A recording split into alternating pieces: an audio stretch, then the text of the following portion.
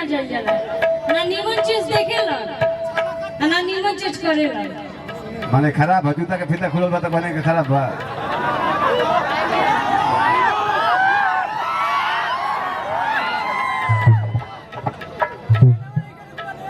सबसे पहले आप सबके प्रणाम और एक बार ताली बजा के आशीर्वाद दे दी जाए।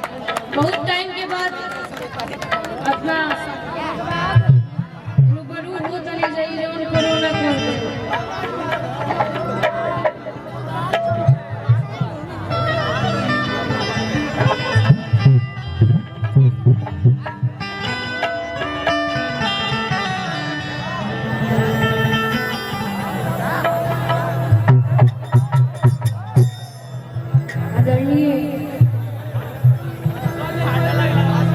हमने के हर एक साल शो करवाई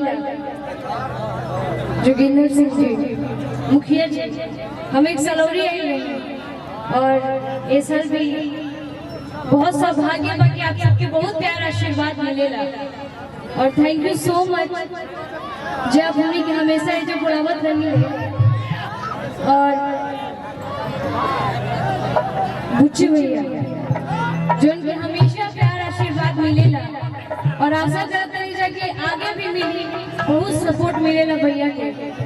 हमारे प्रिंस भाई बहुत ज्यादा यो भाई सपोर्ट करेला हमके ना पूरा सिंगर सारा कलाकार लोग के सपोर्ट करेला। Thank you so much. और एगो छोटा सा देवी गीत गा के बाकी आप सबके जो भी